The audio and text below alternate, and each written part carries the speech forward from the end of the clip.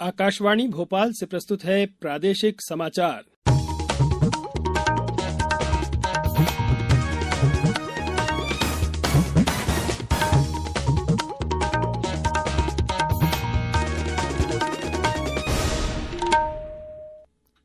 नमस्कार, समाचारों के साथ मैं नवनीत चौबे।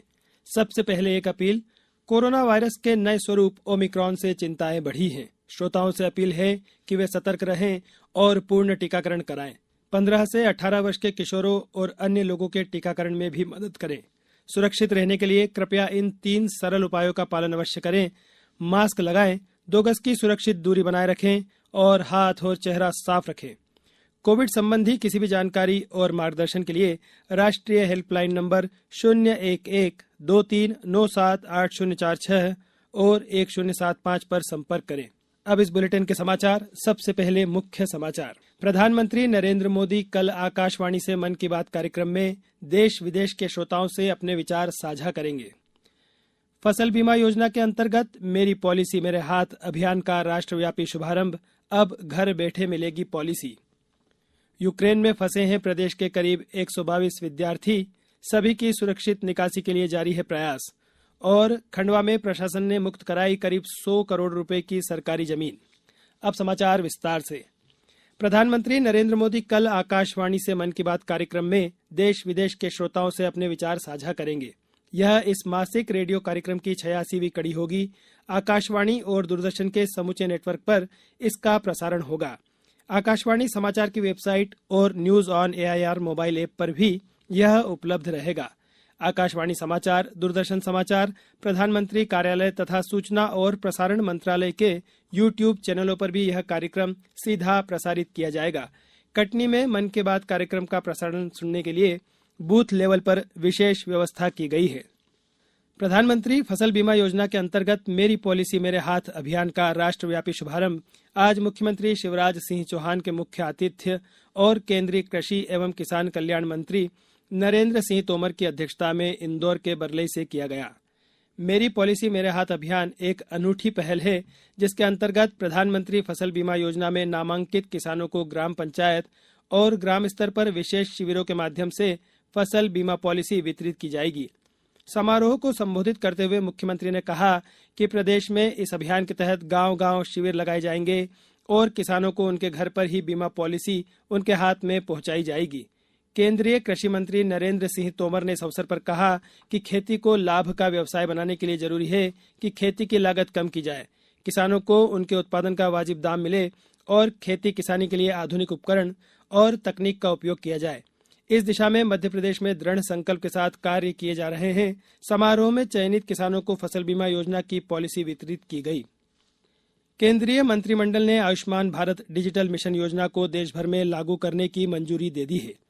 5 वर्ष की अवधि के लिए बजट में 1600 करोड़ रुपए का प्रावधान किया गया है। राष्ट्रीय स्वास्थ्य प्राधिकरण आयुष्मान भारत डिजिटल मिशन की कार्यान्वयन एजेंसी होगी।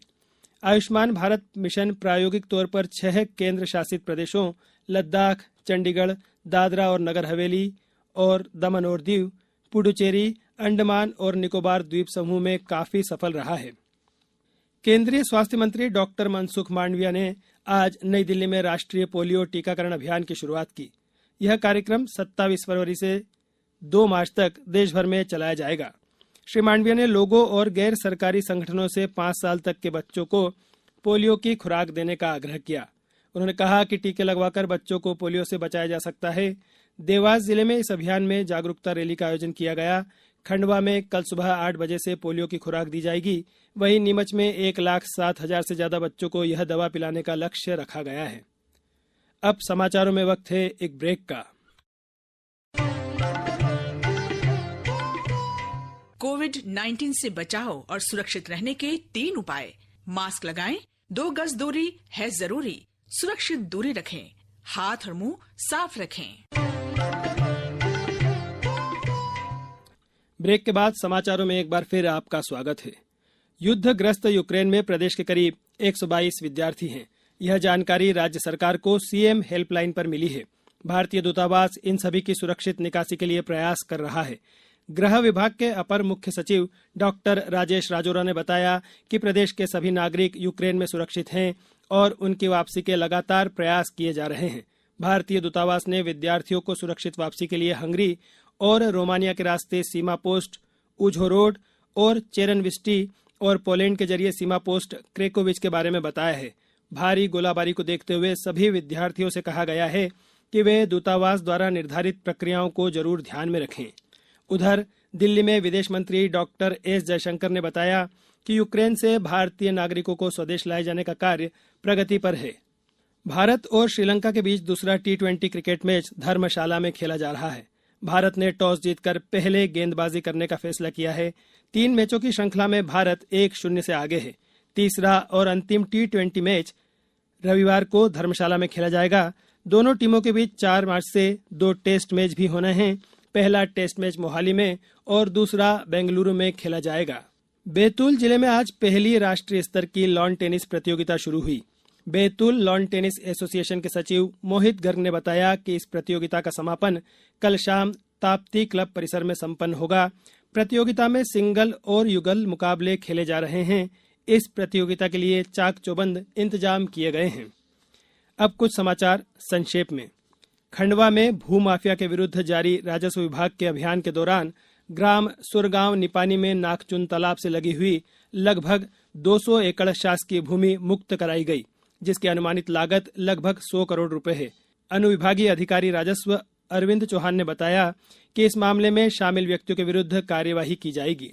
देवास जिले की प्रभारी मंत्री यशोधरा राजे सिंधिया की अध्यक्षता में नगर निगम सभाकक्ष में विभिन्न विभागों की समीक्षा बैठक आयोजित हुई। रायसेन कलेक्टर अरविंद कुमार दुबे ने स्वच्छ भारत मिशन ग्रामीण में आवंटित क्लस्टरों में लापरवाही और उदासीनता बरतने पर 10 उपयंत्रियों को कारण बताओ नोटिस जारी किया है। रतलाम मेडिकल कॉलेज की कार्यकारी समिति की बैठक में कॉलेज परिसर में 12.5 लाख रुपए की लागत से बास्केटबॉल और टेनिस कोर्ट निर्माण को मंजूरी दी गई। कटनी में विभिन्न न्यायाधीशों ने आज जिला जेल का निरीक्षण किया और बंदियों के लिए विधिक साक्षरता और जागरूकता कार्यक्रम का आयोजन किया गया। शिवपुरी में समाज सेवी संस्था मंगलम द्वारा कल एक निःशुल्क दिव्यांग जांच, ऑपरेशन और मॉड्यूलर कृत्रिम अंग शिविर का आयोजन किया गया है।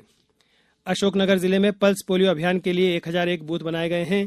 भिंड में महाशिवरात्रि पर्व पर आम लोगों की सुविधा के लिए सभी प्रमुख मार्गों पर 28 फरवरी से 2 मार्च तक भारी वाहनों की आवाजाही पर प्रतिबंध लगा दिया गया है।